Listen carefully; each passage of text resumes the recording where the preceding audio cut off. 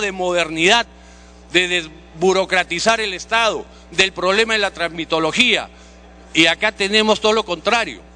Señor presidente, me parece fundamental, sustantivo, que en esta parte de lo que es la distribución de los recursos podamos tener un debate y un acuerdo, no solo un debate, sino un acuerdo, porque esto es inaceptable para más de medio país, señor presidente. No lo van a permitir, no lo vamos a permitir, y esto tenemos que corregirlo.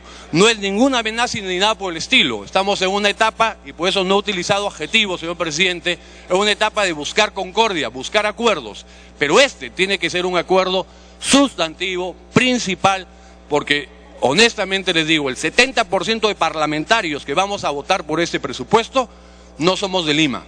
No creemos en el centralismo, no creemos en el clientelismo, creemos en una distribución mucho más equitativa de los recursos. Gracias, señor presidente. Congresista Dagmer.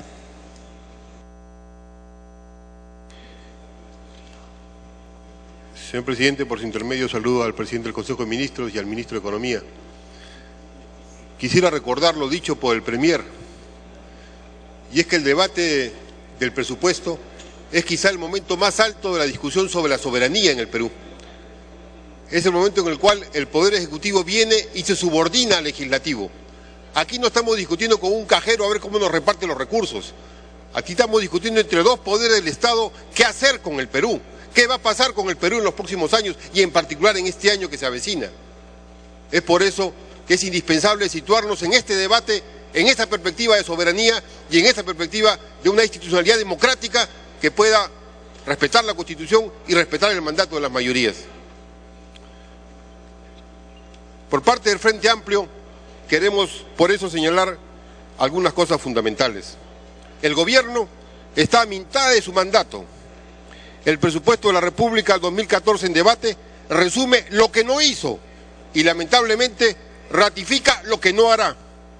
Tras 2 años de paralizar y deformar las políticas de reformas para la transformación de la nación, por las que votó la mayoría nacional, nos formula ahora una política encaminada a acrecentar la crisis estructural en el Perú, del modelo neoliberal primario exportador. El proyecto de presupuesto presentado lleva al país a una grave crisis al bloquearse la diversificación productiva y la economía nacional.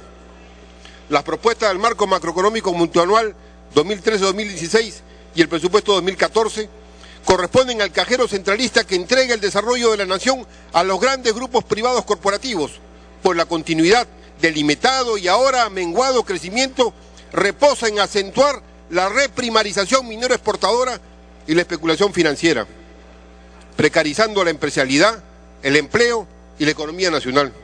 Su esquema se reduce a 5 proyectos mineros, paradójicamente iniciados antes de este gobierno: Las Bambas, ampliación de Cerro Verde, Toromocho y Constancia, ampliación de Marconas.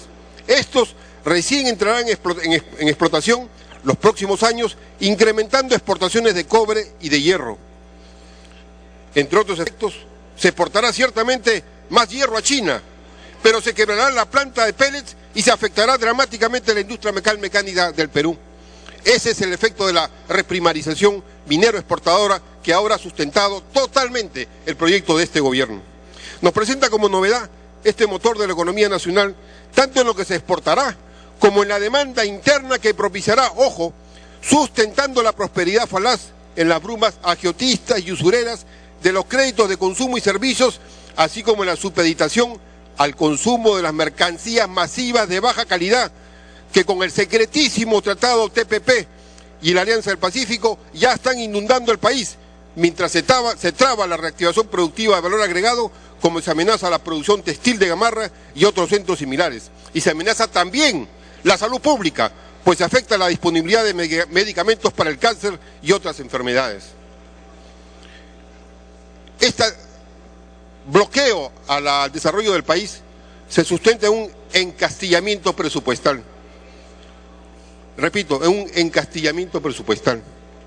La economía ha tenido un periodo de expansión por los altos precios de los metales en el mercado internacional y su impacto fiscal positivo, ciclo que ya inició su descenso por más que se mantengan algunos todavía relativamente altos, según las tendencias de la crisis internacional.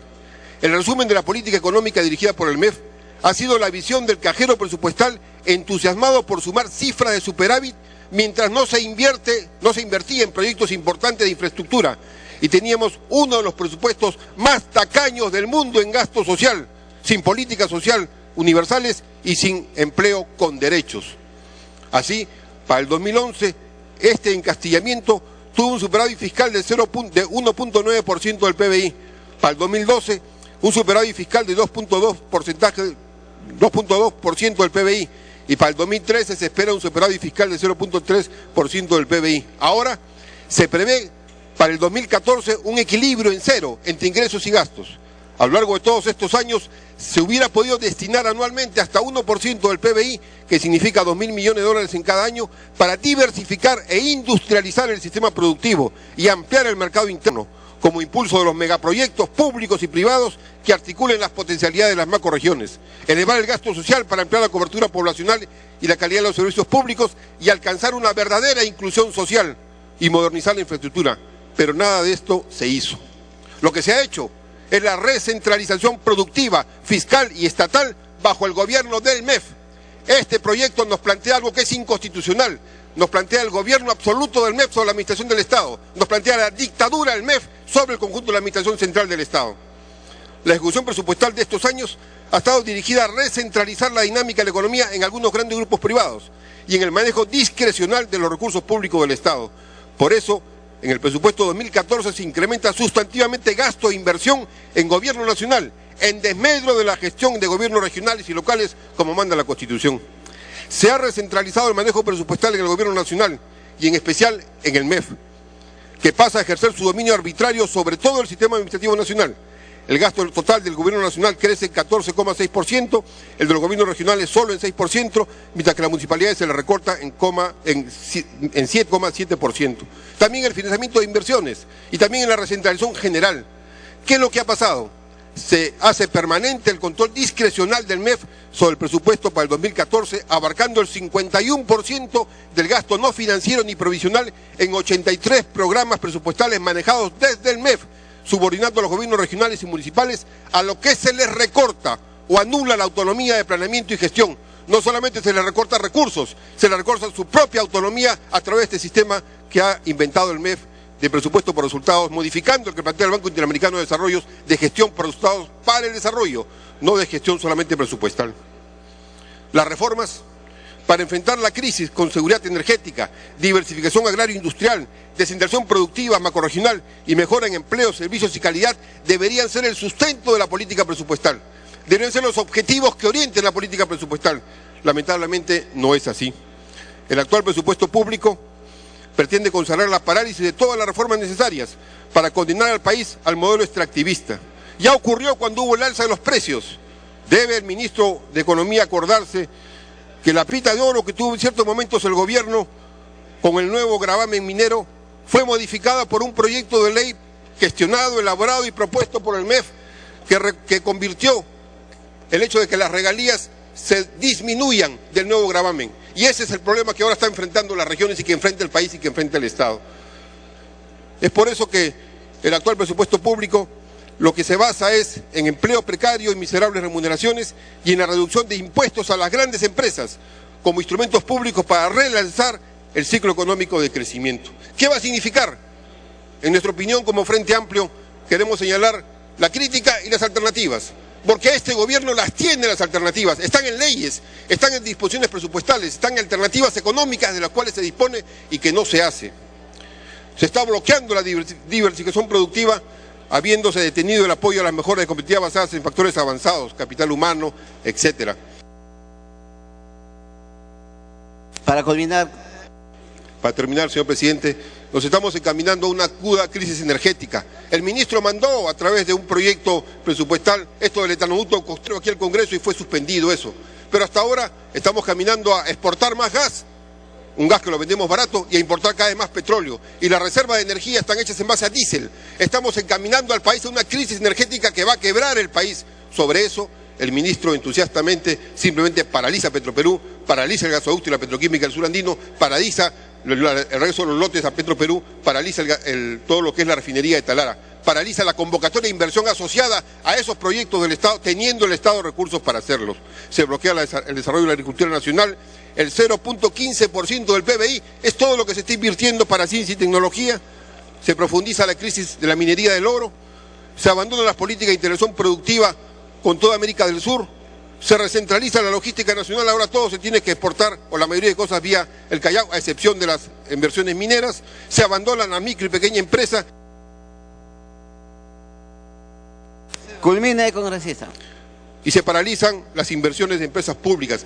El ministro es el jefe del FONAFE, el mayor hub empresarial que tiene el Perú, con 33 empresas, con más de 20.000 millones de soles, con utilidades anuales superiores a 5.000 millones, y no puede nombrar al presidente del directorio de NAPU, y no puede nombrar a los directorios de las empresas del Estado, y no puede designar claramente cuáles son las políticas de mejora de competitividad de estas empresas. La somete a la muerte lenta, al aislamiento. Como el ministro tiene una especie de disciplina permanente a todo lo que sea empresa pública, paraliza y lleva a la liquidación y al desastre a estas empresas fundamentales del Estado. En vez de modernizarlas, hacerlas más competitivas, de incluirlas en el mercado en inversión en infraestructura y servicios, el ministro, que es el responsable de FONAFE, lo que hace es el abandono y la muerte lenta. Es por eso, señor presidente, termino diciendo que este es un debate de soberanía, basado en la soberanía del pueblo, y por eso mismo, al haber un proyecto de esta envergadura, con estas consideraciones antidemocráticas, quizá hubiera sido mejor que el ministro una vez venga renunciando. Pero el Congreso no puede dejar sus funciones. El Congreso tiene que discutir, no en función de lo que piense el ministro. Culmine, congresista. Termino, señor presidente. En base al mandato del pueblo, en base a la soberanía del pueblo, y tiene que discutir libremente, y tiene que modificar este proyecto de presupuesto, que es un proyecto de presupuesto que lleva al país a una aguda y peligrosa crisis, para que justamente pueda los diálogos que se hacen, sin diálogos con sentido, con fuerza, y el proyecto de presupuesto debe ser en ese sentido sustancialmente modificado, y el ministro debería adelantar desde ahora su renuncia. Congresista Velázquez Esquén. Gracias, presidente. Saludo al primer ministro y al ministro de Economía. El gobierno, señor presidente, al tercer año de su gestión, creo que en un acto que consideramos muy importante, consideró necesario promover un proceso de diálogo que tenía como fundamento básicamente la desaceleración de la economía mundial y el impacto que tenía en algunos indicadores en la economía de los peruanos.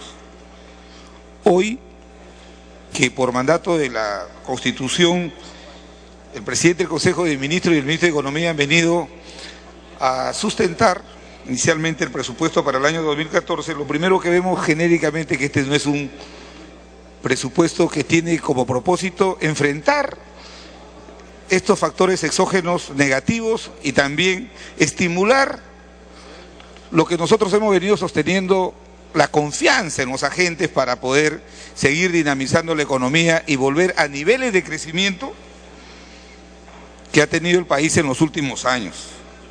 Por eso, la primera impresión que tenemos, a guisa de haber revisado así el presupuesto, este presupuesto no es anticíclico, porque este presupuesto crece 9.7% con relación al del año 2013. Pero si a ello se le deduce la inflación, que va a ser no menos de 3%, el crecimiento del presupuesto en términos reales crece 6%. Pero también en este presupuesto se están incluyendo los saldos de las partidas no ejecutadas por los sectores el año 2013. Y si esto es así y no se han ejecutado, en la mayoría de los casos por ineficiencia en la ejecución de gasto. Si esto es así, entonces tenemos un presupuesto que en términos reales no ha crecido con relación al 2012. Y en ese sentido, esa es la primera reflexión que hacemos con relación al presupuesto para el año 2014. Es cierto lo que se ha dicho, el presupuesto se incrementa casi en algo más de 10.000 millones de soles con relación al 2013, pero el incremento va más a actividades de sectores del gobierno nacional con un decrecimiento para recursos de los presupuestos de los gobiernos locales y de los gobiernos regionales. En el caso de los gobiernos regionales es sustantivo. He escuchado al ministro de Economía decir, en el momento de la sustentación de su informe, que en el curso de la ejecución de los proyectos, y ha mostrado cuadros donde básicamente, y lo más importante, los gastos de capital en los gobiernos regionales y locales, los presupuestos no van a decrecer. Esperamos que en el curso del debate, de aquí a cuando se apruebe el proyecto de ley, nos puedan demostrar, ya con la discusión que se haga en la Comisión de Presupuestos, que esto es así. Porque comparto la preocupación de los colegas parlamentarios en el sentido de que la primera impresión que tenemos de ese presupuesto es que es un presupuesto que reconcentra los recursos, especialmente de inversión, para su ejecución por sectores del gobierno nacional. Esperamos que en el curso del debate y la discusión se pueda demostrar lo que hoy día se ha dicho por parte del ministro de Economía. Es cierto también que habrá la explicación, se han caído los ingresos por lo que todos conocemos, se ha caído el precio de los commodities y el canon se ha caído casi 1.336 millones de soles. Pero creo que lo que hoy día es audaz tiene que ser que la asignación de los recursos tiene que ser por los resultados que estén vinculados a la eficiencia en la gestión de los recursos por parte de los diversos estadios del gobierno nacional, regional y local. Entonces, también hemos querido escuchar al ministro de Economía sentar un principio en la ejecución presupuestal, en la asignación del presupuesto para el 2014. Porque no queremos que en la discusión del presupuesto veamos que los recursos se orientan hacia aquellas autoridades que son incendiarios, que toman las carreteras, y que luego que el gobierno nacional capitula, le entregamos recursos para que hagan obras, en desmedro de aquellos que sí han demostrado eficiencia en la ejecución de sus recursos para inversión, en el desarrollo de infraestructura y especialmente en el cumplimiento de las metas del milenio que el país ha impuesto. Me parecería también, como la primera impresión que hemos tenido de este proyecto de presupuesto que se ha presentado, de que a pesar que hay un proceso de diálogo en camino promovido con el gobierno, con las fuerzas políticas, este presupuesto no traslada parte de esa preocupación que tiene que ver con la desaceleración de la economía, y me parece que este presupuesto no es previsor. No tienen en cuenta que el entorno internacional está asignado con el incremento de los alimentos, de los combustibles, que hoy día hay cambios en el comercio internacional porque hay países que han entrado a competir al mercado internacional y eso ha permitido que se hayan caído nuestras exportaciones, no solamente las tradicionales, sino también las no tradicionales.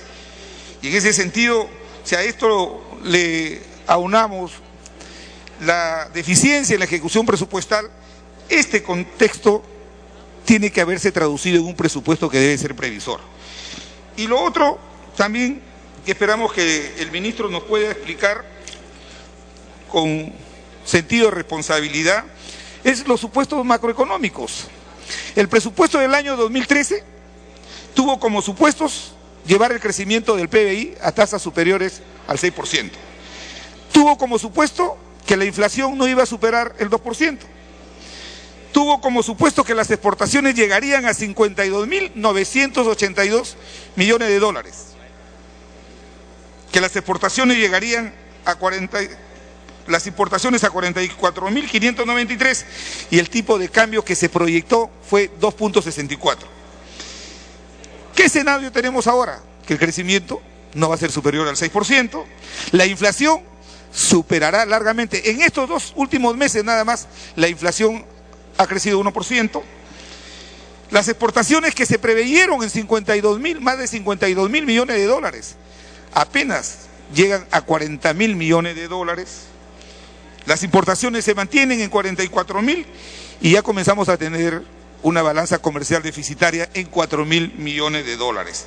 ¿Cómo se explica que el dólar, habiendo superado la barrera de los 2.80 soles, se hace la proyección de que en el presupuesto 2014 el tipo de cambio es de 2.72.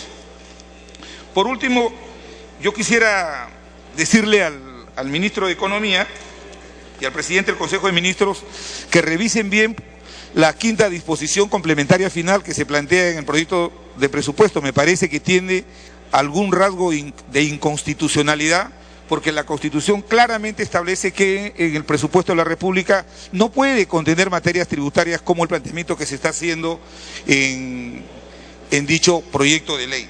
Por lo demás, creemos que en el curso del debate, señor presidente, en el curso del debate de la ley de presupuesto, se pueda demostrar que al margen que el gobierno nacional, el gobierno regional o los gobiernos locales puedan tener mayor o menor presupuesto, lo importante y fundamental es la ejecución presupuestal y que fundamentalmente esté vinculado a indicadores que se puedan medir a través de los resultados de la ejecución de dichos presupuestos. De lo contrario, señor presidente, creo que de nada sirve haber hecho, generado esta alarma de que entramos en una época de vacas flacas, cuando el comportamiento del gran lineamiento que es la ejecución del presupuesto de la nación mantiene signos como si no pasara nada en el contexto internacional y como si no pasara nada también en el contexto interno. Me está pidiendo una interrupción el colega parlamentario, con mucho gusto, presidente. Congresista.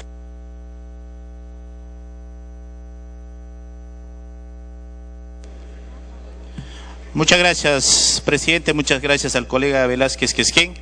En efecto, nosotros entendemos que la crisis mundial afecta a la economía peruana y, como ha dicho el ministro, el próximo año es una situación también un poco incierta a nivel mundial. Y lógicamente nuestra preocupación, ministro, es el tema de la reducción del presupuesto del canon en el sur y particularmente en el Cusco.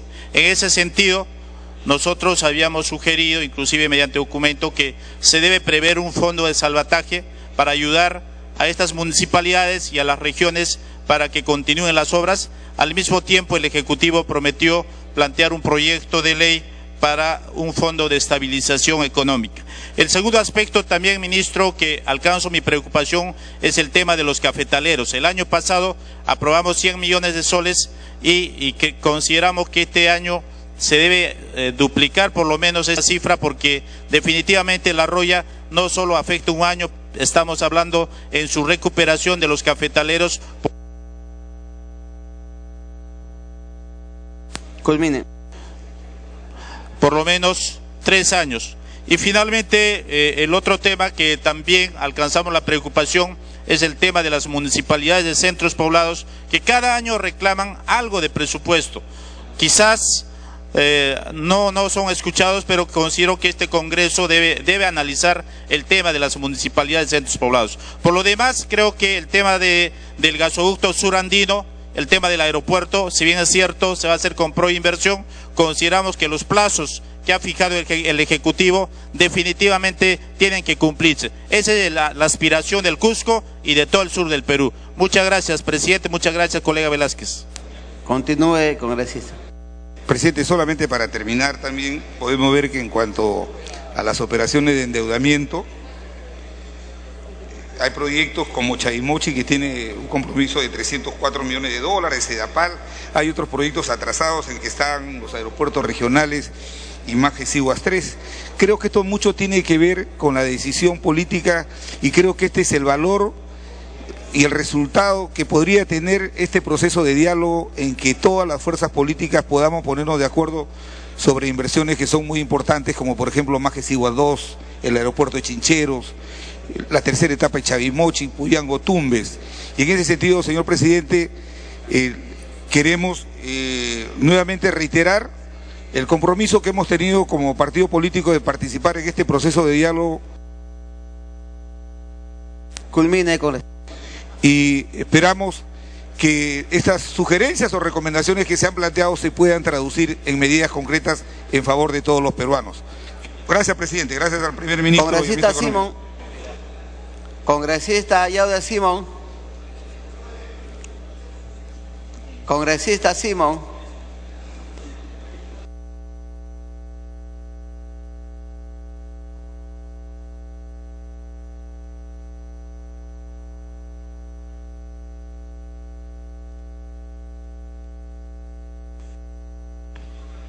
Disculpe, presidente. En principio, saludando la presencia del primer ministro y, por cierto, la presencia del señor ministro de Economía. Y aquí se ha dicho algo que seguramente va a ser repetitivo, bien repetitivo, y es que nos preocupa profundamente que el 71% del presupuesto vaya al gobierno central y el resto vaya a los gobiernos regionales. O sea, la primera vez que conversamos con el presidente Humala, cuando estaba todavía en la campaña electoral, él planteó algo que nos pareció, por lo menos a mí me pareció muy importante, que era: vamos a darle prioridad a los gobiernos regionales y vamos a darle prioridad a los gobiernos municipales.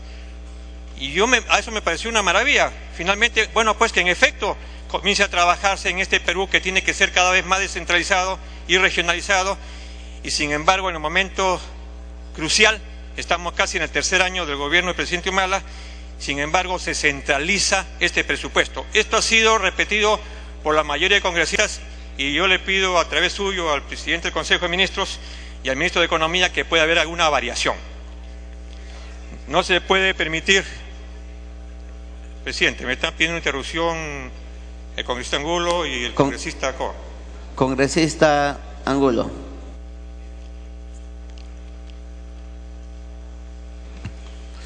Gracias, señor congresista. Gracias, señor presidente.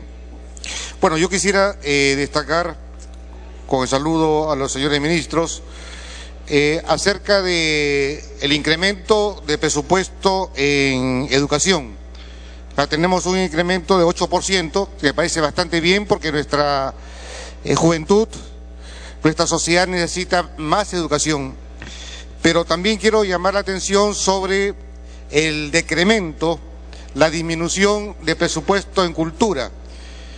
No es posible que el presupuesto, el monto más exiguo del presupuesto, de 312 millones de soles, sea para cultura, y que hayamos disminuido en 7 millones de soles, cuando sabemos nosotros que nuestros restos arqueológicos, nuestro patrimonio, nuestras orquestas sinfónicas, nuestros cuerpos de ballet, Congresista Angulo. Hola, están necesitando cada vez de más recursos. Sabemos nosotros que los países más adelantados en turismo, en México, España, Francia, tienen más presupuesto en cultura, porque tienen más museos, invierten más en su patrimonio y por consiguiente atraen más turistas. Nosotros tenemos un rico patrimonio cultural que no está siendo explotado. Por ejemplo, en el norte tenemos el Gran Pajatén. El Gran Pajatén está abandonado. Es una especie de Machu Picchu del norte, de la selva, y que está totalmente abandonado, totalmente perdido. Tenemos las huacas en Farfán, por ejemplo, en Chepén, en Chiquitoyac, y es porque el Ministerio de Cultura no tiene dinero, no tiene quien cuide estos restos arqueológicos, este patrimonio nuestro. Es por eso que pido que el presupuesto de cultura se incremente. Continúe, congresista Simón. Gracias, presidente. Yo pensé que la interrupción era para ver el tema que estaba planteando el presidente, pero ha sido la posición y yo lo respeto, pero en todo caso, si no van a intervenir con respecto a lo que estoy diciendo, yo prefiero que no intervengan. Congresista Coa. Congresista Coa. Presidente, gracias. En referencia al comportamiento de los niveles subnacionales, que es fundamental, porque estos son los gobiernos regionales y locales, la esencia fundamental del orden democrático.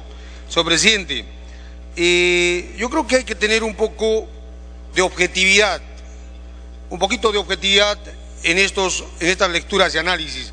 Todos sabemos que ha habido una reducción significativa que ha afectado los presupuestos subnacionales a raíz de la caída global de los metales en un orden del 13% y del cobre, producto bandera, en un orden del 10% más o menos. Entonces, A nivel de gobiernos regionales había una proyección en el 2013 de algo más o menos de 17.000 millones y pico, y en los gobiernos locales 18.000 millones y pico. Si nosotros hacemos una lectura cerrada, obviamente respecto al 2014, vemos que hay entre gobiernos regionales y locales una disminución más o menos de algo de 88 millones. Congresista, para que culmine. Que sería algo más o menos el 0.2%. Esto en la práctica real no ha sido así, porque hemos nosotros asistido a una reducción drástica de los presupuestos de estos niveles en algo más o menos solamente a nivel de gobiernos locales 1.200 millones, y a nivel general algo más de 5.000 millones, de forma entonces que estos 17.000 millones o 18.000 millones en gobiernos regionales y locales no son tales, no son presupuestos tales, había una reducción, y vamos a ver que en el 2014 va a haber un comportamiento que significa un incremento de acuerdo a lo que está proyectado. En el caso del Cusco se ha comentado que hay una disminución. Efectivamente vemos de que el 2014 hay una cifra global en inversiones aproximadamente 2.918 millones y el 2013 ha sido 2.935.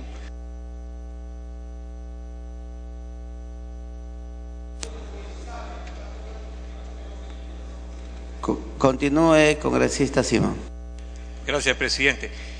Ciertamente el ministro de Economía nos ha dado los contextos macroeconómicos y es preocupante. Evidentemente tenía que sentir la crisis del Perú, no es un país aislado, y más aún si la noticia de el visto bueno del Congreso americano para el conflicto con Siria es verdad, la situación se complica más. Y por lo tanto sabíamos de que tenía que haber alguna reducción, porque incluso el porcentaje de incremento que hay, no sé si está considerado el tema de la inflación que tenemos. Pero cuando nosotros trabajamos, presidente, hablamos de presupuesto por resultados.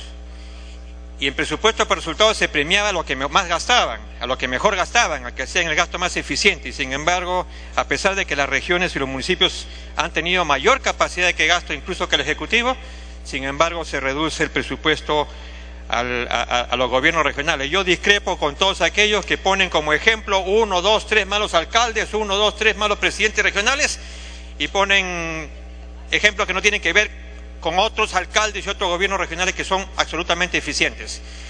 Y cuando el primer ministro convoca a las fuerzas políticas para dialogar, significa que tenemos que aprovechar ese diálogo para evitar, por ejemplo, que se presente un presupuesto alternativo al que está presentando Economía. Por eso que hago un llamado al ministro de Economía y a la Comisión de Economía para llegar a acuerdos que beneficien a todos.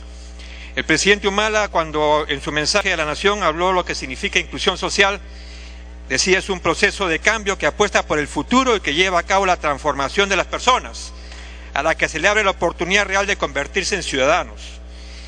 Y habló del agro inclusivo, eficiente y moderno. Y sin embargo, la agricultura, él dijo que la agricultura de nuestro país pasaba por el mejor momento, incluso comparada con la región.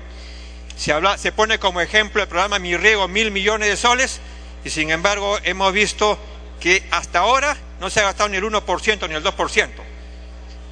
No se ha gastado, o sea, ya estamos en septiembre, quiere decir que el próximo año seguirán los 1.000 millones de soles. Entonces quiere decir que ahí tenemos una deuda. Se puede echar la culpa a los gobiernos regionales, se puede echar a los gobiernos locales que no presentan sus proyectos, pero se está haciendo poco. Preocupa, presidente, señor ministro, quisiera que se pueda contestar esto. Usted ha declarado que van a cumplir con la sentencia judicial de los bonos agrarios. Esto es gravísimo. Tenemos la crisis y se cumple para pagar la sentencia de los bonos agrarios, entonces ya tendremos un presupuesto completamente disminuido, incluso el que aprobemos ahora. Decía bien alguna congresista, también tenemos deudas sociales, maestros, agricultores con sentencias judiciales y el Estado no cumple. Entonces, ¿por qué se va a cumplir con 2 o 3 o 4 grupos poderosos que han comprado los bonos agrarios y no se cumple con los agricultores que tienen problemas, por ejemplo, con el PREDA, con el remate de sus tierras, producto de los cambios climáticos? He visto, presidente, que hay mayores transferencias para algunos gobiernos regionales, lo cual me alegra. Yo felicito a Arequipa, felicito a Cajamarca, a Cusco, a La Libertad, a Loreto, a Piura y con mayor razón a Puno, porque tiene más incremento, son los que van a recibir más incremento. Pero son gobiernos regionales que tienen también su canon. Culmine con la cita. Gracias, presidente. Yo le pregunto a los ministros, ¿seguimos siendo mezquinos con gobiernos regionales o con regiones que no tienen ningún tipo de canon? El caso de Amazonas, el caso de Lambayeque, ¿qué pasa con Madre de Dios? ¿Qué pasa con Ayacucho, Huancavelica y Apurímac, que son regiones donde tiene que haber mayor inversión social? Finalmente, presidente, ¿hay incremento de sueldos y salarios para los trabajadores públicos? Sí, pero hay incremento de sueldos y salarios para la gente de confianza. Por ejemplo, los trabajadores del decreto ley 276, que son el 80% de los trabajadores, siguen ganando entre 750 y 850 soles. Y hay funcionarios que ganan más que el presidente de la República. Hay funcionarios que ganan hasta 30.000 soles, más que el presidente. Entonces ahí tenemos nosotros un reclamo justo a los trabajadores. Y con una última preocupación, presidente, las universidades. Este presupuesto significa una disminución más o menos de 950 millones de soles a las universidades. Culmine con la cita. Gracias. La Universidad Pedro Ruiz Gallo, Lambayeque, la Universidad de Cajamarca, la Universidad de Villarreal, la Universidad de La Cantuta, son universidades que necesitan mayor inversión para investigación y la estamos castigando. Yo, presidente, creo que todas estas cosas se pueden ver, se pueden trabajar y tengo la esperanza de que haya coincidencia entre las conversaciones que se tienen con el Ejecutivo para hacer un presupuesto único que la podamos aprobar en noviembre. Muchas gracias. Congresista Tubino.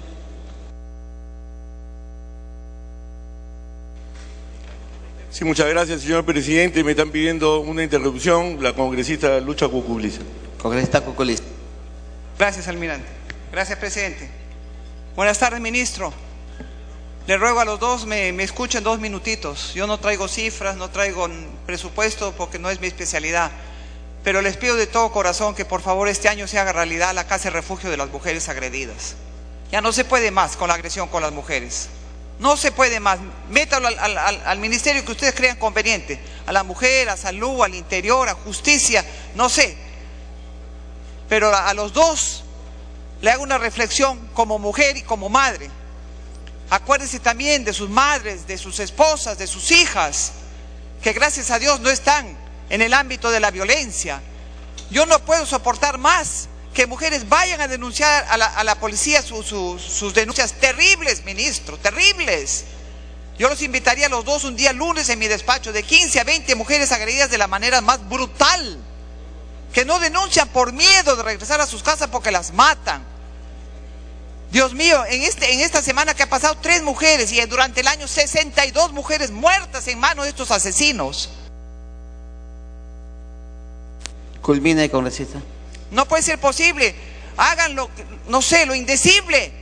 Pero que el Perú tenga una casa de refugio donde estas mujeres estén con talleres, con escuelas de costura, con etcétera, para que después sean útiles y se mantengan solas.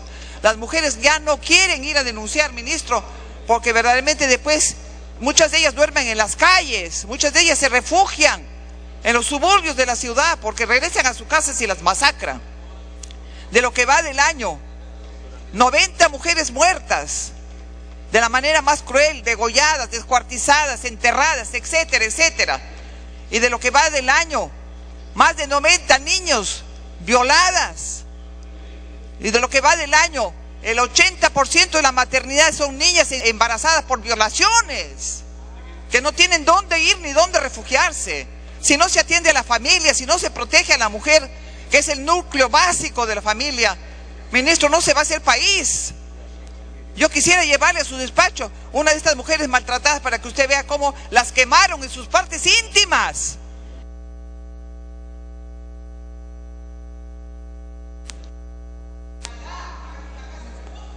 Culmine, congresista. Gracias.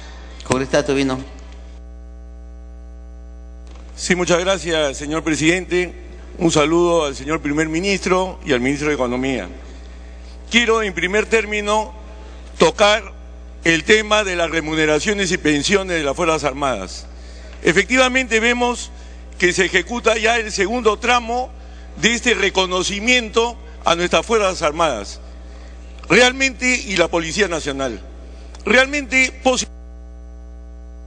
un gran esfuerzo que se hace para justamente hacer justicia con este personal que entrega su vida por nuestro país y se deja de lado a quienes dieron gran parte de su vida en la lucha contra el terrorismo y contra todo lo que el país ha sufrido en los últimos años en cuanto a su defensa y a su seguridad.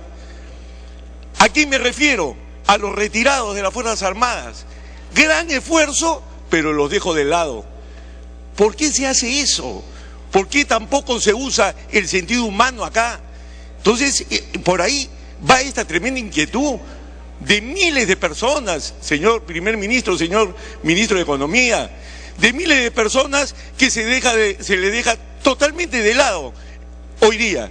Y se comete una injusticia. Quien pasó al retiro con el decreto legislativo 1133 tiene una pensión diferente a quien lo hizo antes. Si yo pasé al retiro en el mes de noviembre del año pasado y soy un coronel, gano menos que un comandante que salió un mes después.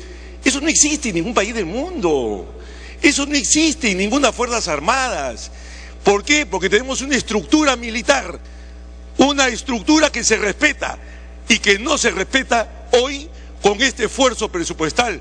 Un cambio en todo esto es el clamor de miles de personas que dieron todo por el Perú. Por otro lado, en lo que se refiere a la lucha contra el narcotráfico, acá hay una dicotomía, acá hay algo que también no se ha estudiado. Por un lado, esfuerzo en erradicación, año 2012, 14.234 hectáreas erradicadas, hoy 16.388. Se quiere llegar a 22.000 hectáreas. Muy bien, pero ¿cuál es la consideración en el gobierno de la inclusión social hacia esos campesinos cocaleros que no son narcotraficantes y que hoy, oh sorpresa, disminuye en la propuesta que está hasta hoy y que tiene que cambiarse? Disminuye el presupuesto de sustitución de cultivos del año 2013, 114 millones, y está hoy en 100 millones para de vida. ¿Eso está bien? Eso está muy mal, está muy mal. En la región Ucayali únicamente tenemos ya presupuestos. Culmine, congresista. Programas que ya están aprobados en debida, con número de SNIP por 90 millones. Los agricultores quieren cambiar sus cultivos. ¿Cuánto de presupuesto tienen en este año 2013? 11 millones. ¿Qué es eso? Consideración y sobre todo justicia social. Eso es lo que reclaman hoy día muchísimos peruanos, y estos tecnócratas de cuello y corbata que están en el Ministerio de Economía y Finanzas, que bajen al llano y que piensen en esta gente que realmente pide y clama justicia. Muchas gracias, señor presidente. Congresista Está Bengolea. pidiendo la congresista Mavila una... A usted se le venció el tiempo, entonces en todo caso el congresista Bengolea. Congresista Mavila. Gracias, congresista Bengolea. En atención a lo que acaba de decir el colega congresista, es interesante advertir, señores congresistas, que el pliego de prevención y tratamiento del consumo de drogas en el proyecto de presupuesto del 2014 tiene 14 millones. Y estamos hablando, señores, del tremendo riesgo que implica en el país el desarrollo del narcotráfico. Y el porcentaje, señores, de hectáreas reducidas de plantaciones de hoja de coca en prognosis, en la comparación del 2012 al 2013, evoluciona del 14 al 22, es decir, 8 puntos. Y en cambio en la progresión del 2013 al 2014, evoluciona del 22 al 26, o sea, 4 puntos, la mitad de hectáreas reducidas de plantaciones de hojas de coca. Y en el presupuesto, cuando se habla de droga, colegas congresistas, se habla básicamente del financiamiento con las limitaciones a los programas concertados de la Fuerza Armada y la Policía Nacional en el BRAE. Yo pregunto, y he escuchado a la Procuradora Antidroga, señor,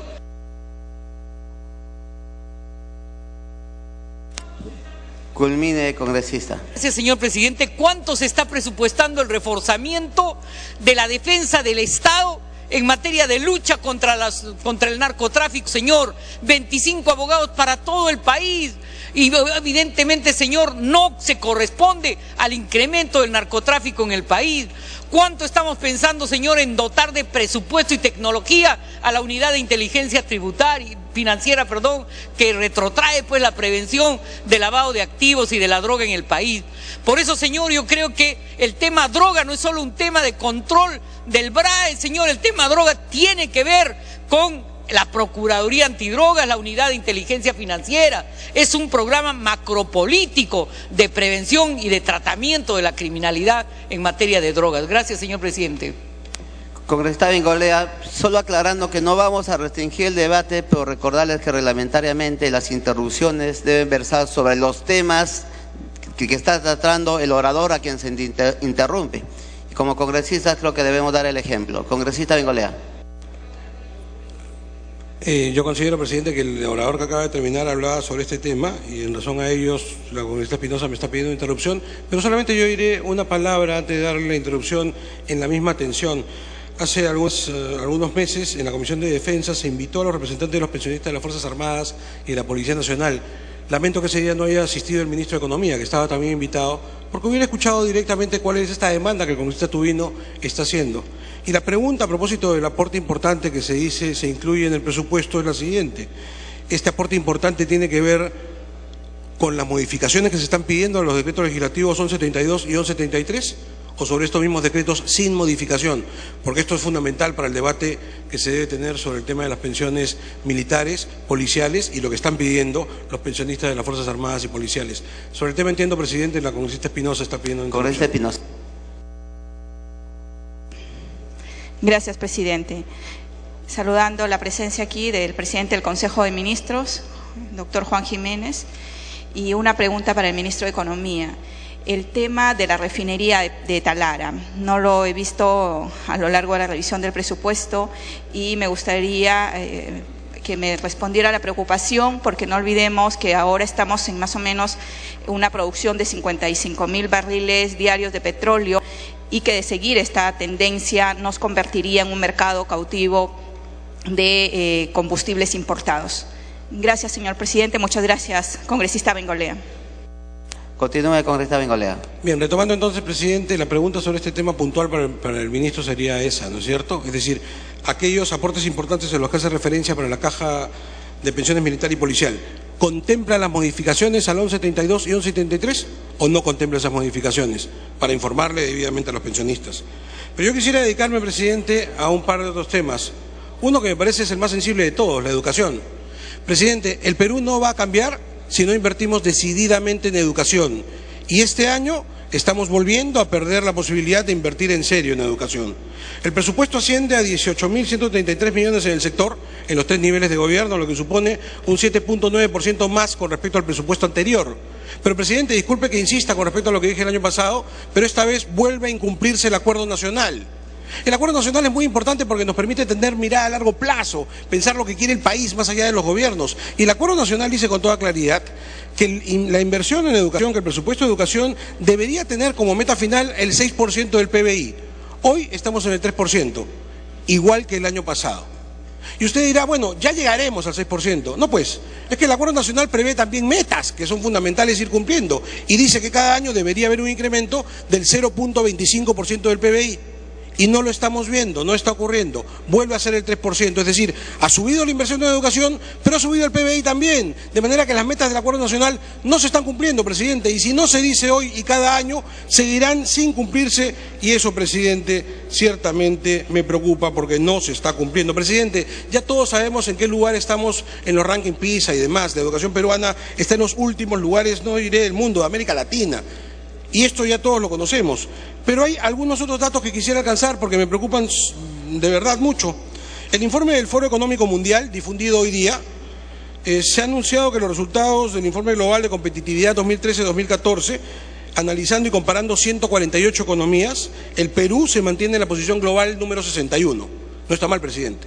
61, la economía peruana en el lugar 61. Muy bien, pero mientras esto ocurre con la economía peruana, en lo que respecta al ranking de salud, de educación superior primaria, de capacitación, estamos bajando, estamos cada vez peor. Es decir, nuestra economía va muy bien, pero a nivel de educación estamos cada vez peor. En ese mismo ranking de salud y de educación primaria hemos descendido del puesto 91 al 95 del ranking. En educación superior y capacitación del 80 al 85 del ranking. Es decir, bien en la economía global, mal en educación, cada vez peor en educación. Presidente, se requieren profundas reformas en la educación peruana. Mientras esto no ocurra, si es que aspiramos a ser un país desarrollado, no lo vamos a lograr. La única manera de desarrollar en serio, de ser competitivos en serio, de progresar en serio, de incluir en serio, es mejorar en educación. Y esto con cifras en la mano no lo estamos logrando. Y eso se logra con más presupuesto. Y por supuesto con calidad en la inversión del presupuesto, que es otra materia y es otro tema a discutir. Eso lamentablemente no lo realiza este gobierno. Permítame entrar en un tema que para mí es muy sensible, presidente, la educación física. Ya debo haberlos aburrido con el tema de la educación física, pero voy a seguir una y otra vez, porque no se está cumpliendo. Se estima que en el Perú necesitamos 20.000 profesores de educación física para devolver la educación física a la primaria escolar. Tenemos 6.000. ¿Qué se está haciendo para cubrir esas vacantes de 14.000? Nada, presidente. Este Congreso de la República aprobó una ley que fue observada por el Ejecutivo. Entiendo las razones técnicas de la observación, pero ¿qué se ha hecho para buscar una solución? Nada, presidente. ¿Hay algo en el presupuesto de este año que nos permita decir que va a haber una nueva contratación, un solo profesor de educación física más contratado? No, señor. ¿Estamos avanzando en ese tramo? Nada, presidente, absolutamente nada. Y entonces, aunque es cierto que me puedan decir que luego vendrá la ministra de Educación y ella probablemente nos dará algunos otros alcances, lo que yo quisiera saber es cuál es la posición del ministro de Economía y del presidente del Consejo de Ministros sobre este tema muy sensible. Presidente, en 2 días la selección peruana de fútbol va a jugar un partido de fútbol sobre el que toda la afición va a estar muy atenta. Para culminar, congresista. Le agradezco, presidente. La pregunta es más allá del resultado, que es absolutamente coyuntural, ¿no es cierto?, y de la alegría o desazón que pueda causar. ¿Qué está haciendo el Estado peruano para mejorar el nivel? Nada, presidente, ni un sol. Nada. Y acá se ha advertido hasta el cansancio que es fundamental invertir en educación física. Para decirlo en un plumazo, presidente, temas de deporte que me preocupan. Solamente diré, presidente, que la inversión deportiva básicamente maneja los mismos estándares de los últimos años. Es decir, se está invirtiendo lo mismo en las federaciones, ni un sol más, ni un sol menos. Lo que sí me alarma, presidente, es que en este proyecto del IPD se consideran proyectos de inversión solamente en Lima. Los proyectos de inversión deportiva que nos están alcanzando son todos de Lima, todos. ¿Que en provincia no se necesita el deporte? ¿No hacen falta canchas, escenarios deportivos en provincia? Todos son proyectos de Lima, presidente. ¿Cómo vamos a progresar? Sobre todo si consideramos cómo los provincianos están sacando la cara por el deporte peruano en los últimos tiempos. Culmine, congresista. Le agradezco muchísimo, presidente. De manera tal que en inversión de infraestructura solamente el gobierno piensa en Lima. Nada más. En los próximos días se va a inaugurar un coliseo en Madre de Dios. ¿No se necesitan más? Claro que se necesitan más. ¿Cuánto va a invertir el Estado? Nada. Según este presupuesto, por lo menos, nada. Y a nivel de federaciones, el mismo nivel de inversión, presidente. Yo sé que en esto el tema es fluctuante porque se invierte en infraestructura a veces no. Pero la inversión sigue siendo la misma. Y lo que me preocupa, para que ustedes tengan una idea, una sola línea, un contrasentido. El vóley peruano, en los últimos años, ha dado claras muestras de tratar de levantar nuevamente, claras muestras de ascenso. Sin embargo, el presupuesto para el vóley es cada vez menor. Cada vez menor. El año 2010 hablábamos de 1.800.000, hoy estamos en 1.200.000, lo mismo que el año pasado.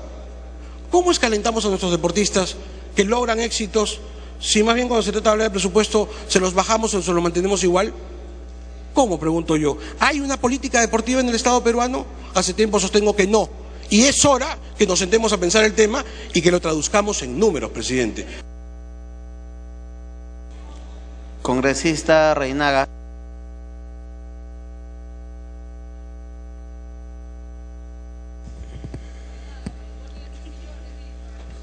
Presidente, piden una interrupción el congresista Guayama y la congresista Cuari, presidente, si lo permite. Congresista Guayama, le toca. Gracias, presidente. Acá se ha dicho que está haciendo poco o nada por combatir el terrorismo, el narcotráfico, presidente. Pero las cifras son las que hablan. Programa de Desarrollo Alternativo Integral Sostenible, 106 millones para el 2014. Lucha contra el terrorismo, 418. Pero no solamente con este tipo de programas se combate el narcotráfico y el terrorismo. Lo más importante es llevar el Estado a estos pueblos de la selva, de ceja de selva, que han estado por años excluidos. Por eso, presidente, para el año 2014 se está invirtiendo, se está interviniendo en el EBRAEN por primera vez en la historia del país con 2.635 millones para proyectos de inversión, postas médicas, centro de salud.